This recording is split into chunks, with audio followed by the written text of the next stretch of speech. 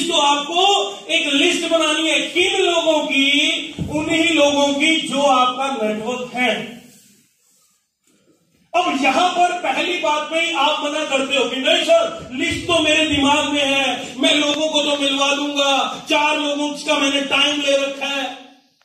आपके प्लान कहते हैं लोगों को मिलने चले, आप कहते सर 4 लोगों का टाइम ले रखा है ना सर, पहले प्लान दिखाने चलते ही तो। बुरी आदतों को एक बार भी होने नहीं देना होता।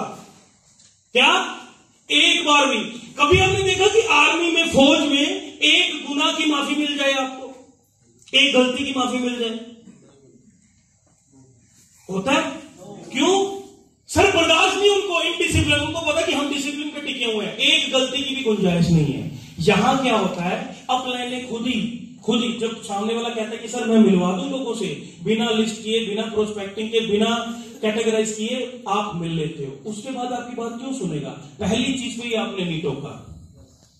और मैं एक बात आपको बता दूं, सुन के आपको बहुत कड़वी लगने वाली है, ये जितने भी लीडर्स ऐसा होने देते हैं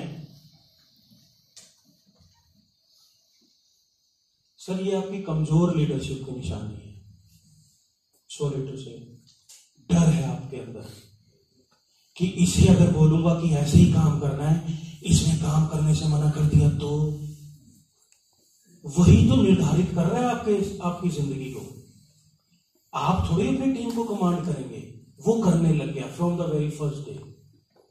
गलत को गलत कहने की हिम्मत ही नहीं जनरेट हुई, मना ही नहीं कर पाए हम। सोच के देखिए आपने उसे पहले इनिशियल स्टेप पे क्या लेसन दिया। आपने कहा ये करना है, उसने कहा सर कर लेंगे, बाद में करेंगे ना, सोचेंगे देखेंगे। आपने कहा चल ठीक है छोड़। उसको क्या मैसेज गया? अब अगली बार आप किसी और चीज के लिए कुछ बोलने वाले हैं, क्या वो सीरियसली लेगा? वो नहीं लेगा। जैसे कि एक बार आपने मीटिंग में लेट आने वाले लोगों को अलाउ कर दिया, तो ये वायरस है, वायरस। जब आप लेट आने वाले लोगों को अलाउ करते हो, बुरा मत मानिएगा, उन लोगों की डिसरिस्पेक्ट करते हो जो टाइम पे आते हैं। जब आप उन लोगों के साथ लीनियंट हो जाते हो जो लेट आए, तो आपने अनजाने में, ना चाहते हुए उन लोगों की शान में बहुत बड़ी गुस्ताखी कर दी, जो अपना घर का काम छोड़ के, अपने बच्चों को छोड़ के, अपने पतियों को छोड़ के टाइम पर आकर बैठे थे। अगली बार वो भी नहीं आएंगे, अगली बार वो भी टाइम पे नहीं आएंगे। ये रीति रिवाज चल गया, फिर ये परंपरा चल गई। कहने की जरूरत नहीं है, उनको लेसन दे दिया आज आपने। वो ये नहीं कहेंगे कि सर अगली बार लेट आएंगे, पर आएंगे वो अगली बार लेट, क्योंकि उनको समझ में आ गया कि यहां पर टाइम पे आने का कोई फायदा नहीं है। हेलो, कहने की जरूरत नहीं है, बाय डिफॉल्ट इधर गया। फाइन लगाते हैं उन पे जो लेट आए थे, पनिश करते हैं उनको, क्योंकि सुधारने का एक ही तरीका है, पनिश करना, और कोई तरीका नहीं है सर। तो मैं आपको क्या कह रहा हूं कि जब बंदे ने आपकी बात नहीं मानी, पहले ही बार से आपने अलाउ कर दिया, चल यार 2 से तो मिले, 4 से तो मिले, 6 से मिले, रिवाज परंपरा शुरू कर दी सर, अब कोई भी नहीं करेगा। और जो व्यक्ति इतना कमजोर है कि उसने बिना लिस्टिंग के काम करना शुरू कर दिया, अपनी टीम में वो कैसे डालेगा संस्कार को? डालेगा? नहीं डाल सकता। लोगों के नाम लिखने, सभी लोगों के नाम लिखने, प्रीजज नहीं करना, ये नहीं सोचना कि वो करेगा कि नहीं करेगा। ये क्यों हमने करना है? क्योंकि हमने लोगों की 200 में से 30 लोगों की एक लिस्ट बनानी है, कैटेगराइज करके। रिश्ते 3 तरीके के होते हैं। मैं ये कहता हूं और मेरा ये पक्का मानना है, आप नेटवर्क मार्केटिंग पैसे के लिए मत करना। पैसा नहीं चाहिए ना, पैसे के लिए मत करना, अपने रिश्तों को जज करने के लिए कर लो। पता कैसे? 3 तरीके के रिलेशंस होते हैं सर, हॉट, वार्म, कोल्ड। सबसे कम रिश्ते, थोड़े से खास और सबसे खास। हॉट वो लोग होते हैं जो हमारे घर में ड्राइंग रूम में, बेडरूम में बिना नोक के आ सकते हैं। हम बेडरूम में बैठे हैं, सीधा घुस जाएंगे वो आके। 2-4 लोग ऐसे होते हैं जो सीधा हमारे बेडरूम में आ सकते हैं, किचन में कुछ भी जाकर खा सकते हैं, मन करे जो उठाकर खा सकते हैं। वार्म लोग वो होते हैं जो ड्राइंग रूम तक आ सकते हैं, लेकिन बेडरूम में नहीं जा सकते। बेडरूम में जाने से पहले आवाज लगाएंगे। अगर हम खाना खा रहे हैं तो उनको खाना खिलाएंगे, हम पूछेंगे भाई खाना खा ले, वो मना भी करेगा, एक बार फिर पूछेंगे, नहीं खाएगा तो कोई बात नहीं।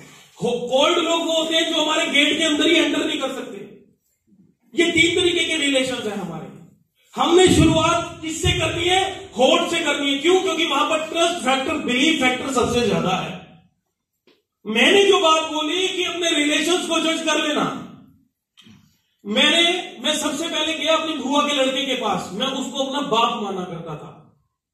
बड़े भाई होते हैं ना, कुछ फादर फिगर बोलते हैं हम कि ये तो मेरे पिता तुल्य है। ये मैंने बिजनेस में आया, मैं उसके पास गया और इसलिए नहीं गया था कि उसको जाकर प्लान दूंगा, इसलिए गया था कि चलो वो भैया मेरे साथ आ जाएंगे तो इधर भी काम शुरू हो जाएगा।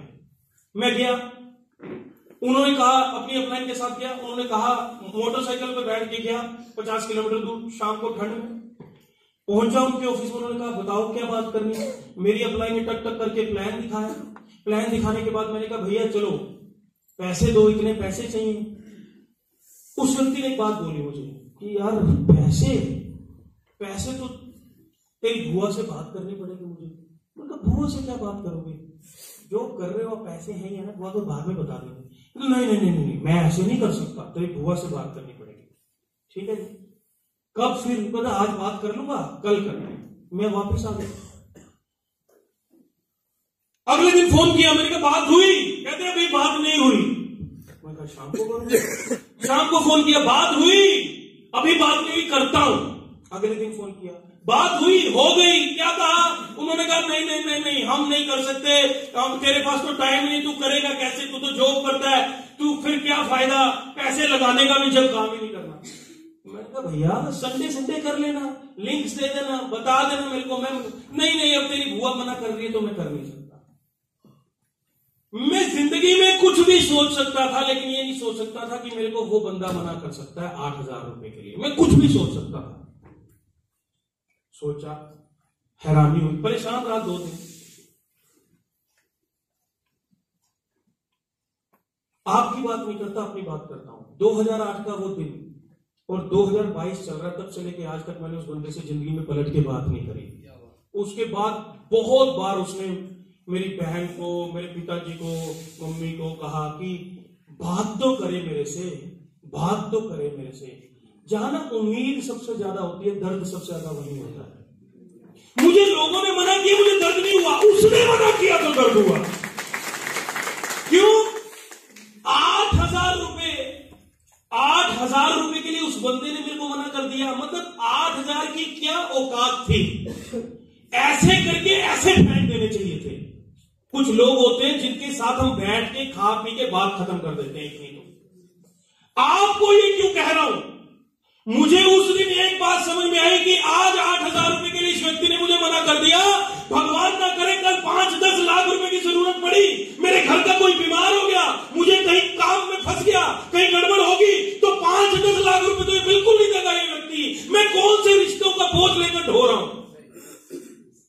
और यकीन मानना, मुझे इस बिजनेस में उन लोगों ने मना किया जिनसे उम्मीद थी, और उन लोगों ने हां कर दिया जिनसे उम्मीद नहीं थी।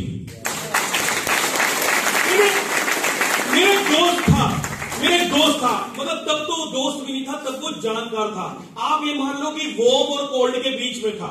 मैंने आपको होल्ड की बात सुना दी, वोम और कोल्ड के बीच की बात सुनाता हूं कि कभी कभी टाइम होता तो हम कॉलेज में मिल लेते, बैठ के बात कर लेते, चाय। वो व्यक्ति मेरी बात सुनता होता था। मैंने कभी उसकी तरफ ध्यान नहीं दिया। तो मैं जब काम में आया तो मैं अपने एक वोम कैटेगरी वाले बंदे को, 7-8 नंबर वाले बंदे को बैठ के प्लान दिखा रहा था। वो बंदा आकर मेरे साथ बैठ गया, वो दूसरे वाला। बात सुनी तो मैंने उसे कहा कि भाई मीटिंग में चलेंगे। 2008 की बात है। मैंने कहा मीटिंग में चलेंगे। तो उसने कहा यार मैं संडे को देखूंगा, सोचूंगा, टाइम है नहीं है। दूसरे वाले ने कहा कि भाई मैं चल सकता हूं क्या? मैंने कहा हाँ चल सकते हो, आप चलो। कहता मैं चलूंगा। उसने संडे को खुद फोन किया, सैटरडे को, कि भाई चलूं मैं, कल चलेंगे ना? वो मेरे साथ गया। मुझे उसकी फाइनेंशियल सिचुएशन पता थी। मुझे पता था कि वो बहुत नरम फैमिली से है। उसके पिताजी छोटी सी जॉब करते हैं, 2 बहनें हैं, और वो एक किराए के घर में उस समय रहते थे। मुझे पता था कि कॉलेज से जाने के बाद वो 2,000 रुपए की पार्ट टाइम नौकरी करता था अपना खुद गुजारा चलाने के लिए, कि फीस चली जाएगी कॉलेज की। मुझे उसके बारे में पता था। तो मीटिंग देख कर आए, मीटिंग बाहर निकले, वो कहता भाई मैं करूंगा। पैसे कितने चाहिए? मैंने कहा 8,000 रुपए। 8,000 रुपए उस व्यक्ति के लिए उस टाइम इतनी बड़ी बात थी जितनी आज के 8 लाख रुपए हैं, क्योंकि वो व्यक्ति के पास पैसे नहीं थे। मैंने कहा 8,000 रुपए। कहता अच्छा 8,000 रुपए देने हैं। कहता मैंने ना 6 महीने से ना कुछ तो भाई मेरे पैसे खर्च हो गए, जिम जो मैं जाता हूं वहां पर खर्च हो गए, मेरे पास ना 4-5 हजार रुपए इकट्ठे हैं, तो 4-5 हजार तो है भाई, 2-3 हजार रुपए कम पड़ेंगे, मैं कोई नहीं, मैं पापा से बात करता हूं। मैं उसकी शक्ल देखूंगी ये क्या बात क्या कर रहा है। अगले दिन उसका फोन आया कि मैंने पापा से बात की थी, पापा ने तो मना कर दिया, उन्होंने कहा नहीं हम ऐसे काम नहीं, लेकिन मैंने ना 2-3 दोस्तों से भाई 2-3 हजार रुपए पकड़ लिए, मेरे पास 8,000 हो गए, तो वो आप 8,000 रुपए ले लो और मेरे को स्टार्ट करवाओ। मैं हैरान, मैं उसको अपना दोस्त भी नहीं मानता था। खैर गया, पैसे लिए। वो कहता आप थोड़े से परेशान लग रहे हो, मतलब कोई बात है क्या? मैंने कहा भाई एक बात है, साला मुझे समझ में नहीं आ रहा, तू कर क्यों रहा है? तू मतलब मैंने अपने खास दोस्तों को बोला, रिश्तेदारों को बोला, उन्होंने मेरी बात पे यकीन नहीं किया, तू क्यों कर रहा है? तेरे पास पैसे भी नहीं है। उस बंदे ने मुझे एक बात बोली सर, उसने कहा मैं इसलिए कर रहा हूं क्योंकि आप कह रहे हो। मैंने कहा मतलब? कहता मेरी नजर में आपसे आपकी शुरू से रिस्पेक्ट है, जब आप कॉलेज में बैठा करते थे मैंने आपको हमेशा देखा कि आप बाकियों से अलग हो, आप कोई फालतू, आपने कभी मस्ती नहीं की, कोई फालतू किसी से कोई गलत बात नहीं की, आप अपने काम में रहते थे या पढ़ाई में रहते थे। मैं आपको शुरू से नोटिस करता था और मेरी नजर में आपकी रिस्पेक्ट है। मुझे नहीं पता भाई मैं इस काम में मेरा कुछ बनेगा, मेरे पैसे आएंगे नहीं आएंगे, ये भी चाहे मुझे कोई गम नहीं है, लेकिन मुझे ये काम इसलिए करना है क्योंकि आप कह रहे हो, मुझे आपके ऊपर और यकीन मानना 2008 का वो दिन और 2022 का आज का वो दिन, उस दिन के बाद वो आदमी मेरे घर का हिस्सा बन गया, मैं उसके घर का हिस्सा बन गया। ऐसा लगता है कि शायद पिछले जन्म के भाई हैं हम। तो अगर ये बिजनेस अपने लोगों की औकात दिखा भी देगा ना, तो कुछ बहुत सच्चे और अच्छे रिश्ते भी देगा आपको। कुछ ऐसे लोग अचानक से आपको मिलेंगे जो आपके परिवार का हिस्सा, आपकी फैमिली का हिस्सा, आपकी जिंदगी का हिस्सा इसलिए नहीं बन जाएंगे कि वो एक काम कर रहे हैं, वो इसलिए बन जाएंगे कि उनकी नेचर आपको पसंद आ जाएगी और आपकी नेचर उनको पसंद आ जाएगी। ऐसे लोग भी ये काम देगा आपको। लेकिन मैं ये कहता हूं कि पैसों के लिए करना ना करना, लेकिन इन रिलेशंस को, जो सो कॉल्ड रिलेशन हम ढो रहे हैं, देख तो लो। जो आपको कहता है तेरे लिए जान दे दूंगा, भाई जान हाजिर है, वो आपके एक बार कहने में 5-7-10 प्रोडक्ट खरीदेगा कि नहीं खरीदेगा? इंजेक्शन है, इंजेक्शन 5-10 हजार रुपए का लगाओ, रिलेशन टेस्ट कर लो। रिलेशन टेस्ट होता है ना। तो ये सबसे पहली चीज कि हमें ये लिस्ट बनानी है। अब क्यों बनानी है, कैटेगराइज क्यों करनी है? क्योंकि जब हमें किसी सामने वाले के पास जाना है प्लान दिखाने के लिए, तो कुछ चीजें हैं जो हमें जानकारी देनी बहुत जरूरी है अपनी अपलाइन को उसके बारे में। और वो चीजें क्या हैं?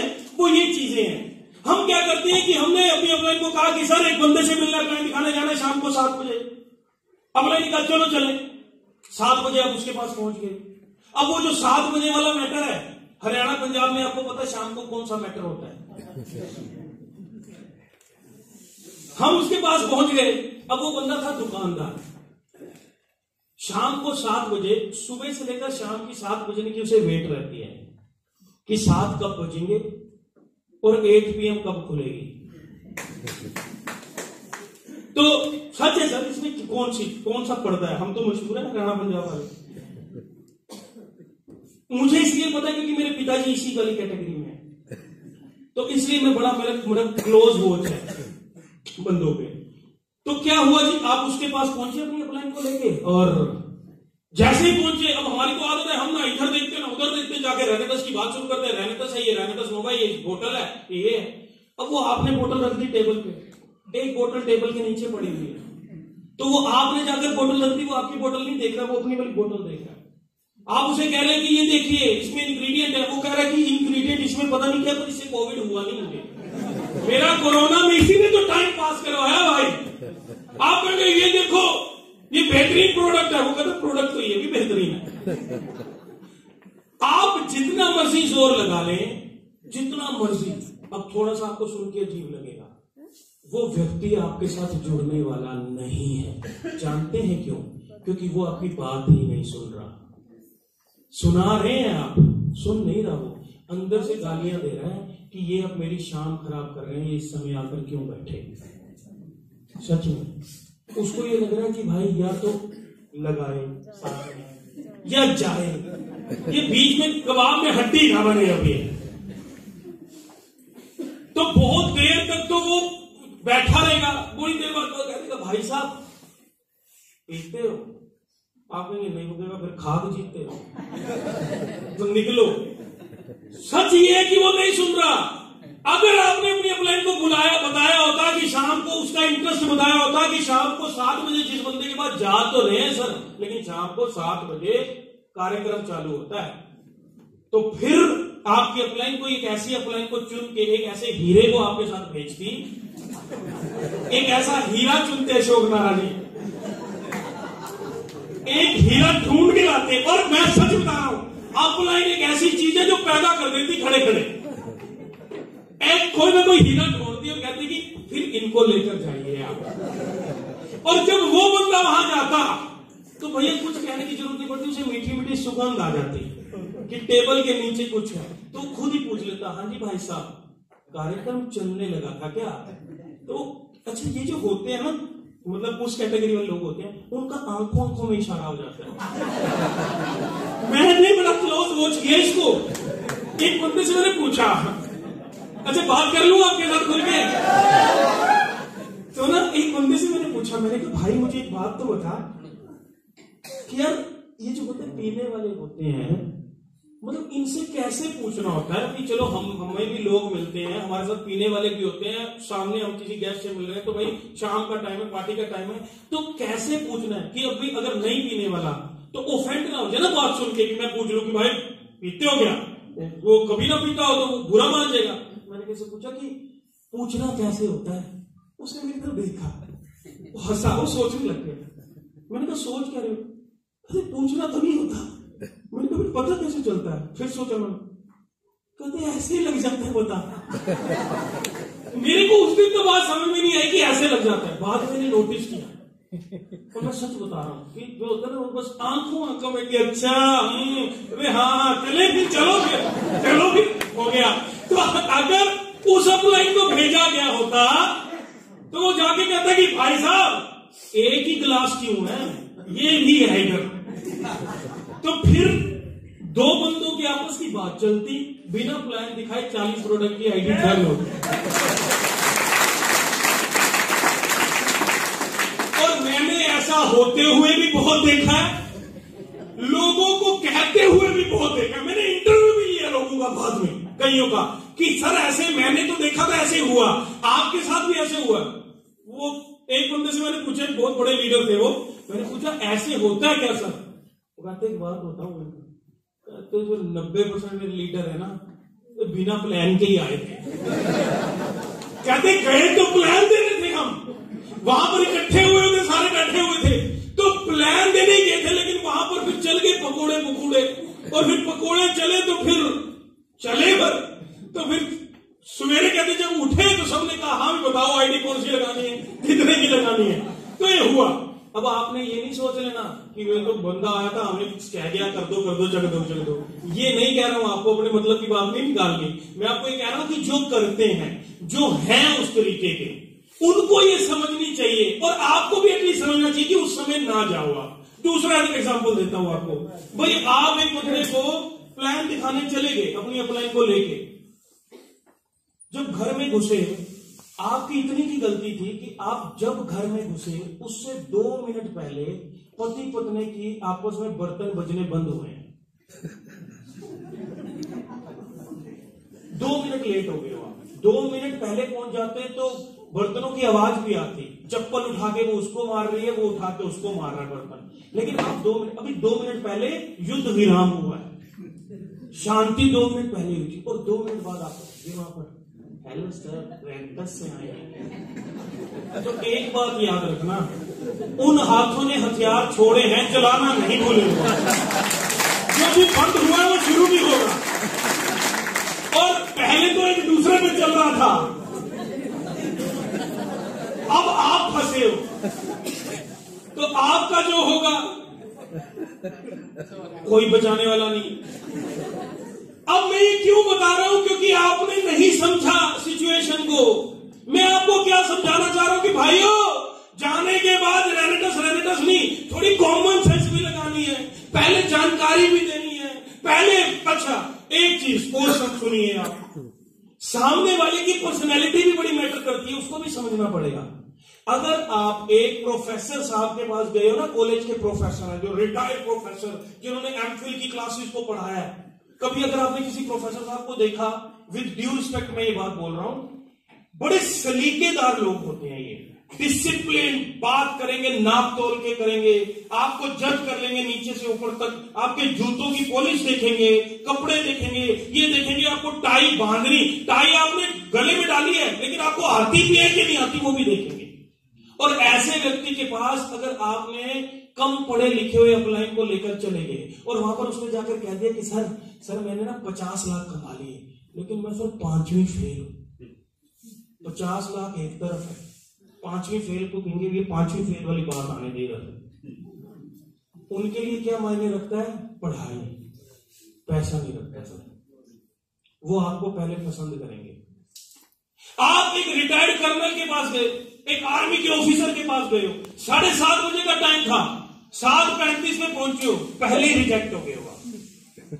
आपको 7:25 में पहुंचना है सही कपड़ों में, और वहां जाकर टू द पॉइंट बात करनी है, वहां जाकर कोई फालतू की बात इधर उधर की नहीं करनी।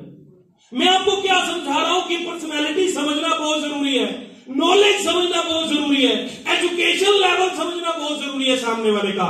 पढ़े लिखे के पास पढ़े लिखे को जाने देना है, और कम पढ़े लिखे के पास कम पढ़े लिखे वाली अपलाइन को लेकर जाना। लोग को रिलेट करते हैं, को रिलेट कि यार ये मेरे जैसा व्यक्ति है, ये कर सकता तो मैं क्यों नहीं कर सकता। को रिलेट करते हैं। जैसे कि आप एक लेडी के पास गए, अब हमारे हरियाणा में गांव में आपको पता है कि क्या रिवाज है कि ऐसे बहुत सारे गांव हैं, यहां पर भी आसपास होंगे हमारे उधर, तो बोलते हैं कि जहां पर आज भी लेडीज घूंघट करती हैं, घर की जो हाउस वाइफ है गांव में वो घूंघट करती है, वो आ रही है सास के सामने भी आ रही, घूंघट करके आ रही। अब उस लेडी को प्लान दिखाने के लिए एक मैडम जी चले गए, और मैडम जी ने कोट पैंट टाई लगाई हुई है, जूते पहन रखे हैं, बाल बांधे हुए बढ़िया से, वो नेल पॉलिश लगाई हुई है, 4 बाल इधर के रंगे हुए हैं, और उस बहन जी को प्लान दिखाने गए हो। जोर लगा लेना, जोर लगा लेना, आपके वहां से जाने के बाद उनकी सास की एंट्री होगी उसकी जिंदगी में, तो क्योंकि खबरदार अगर इसके साथ खबरदार ये हमारे घर में दोबारा दिखी तो क्या करने आई थी ये? काम नहीं, ऐसे लोगों के साथ हमारा कोई आना जाना नहीं है।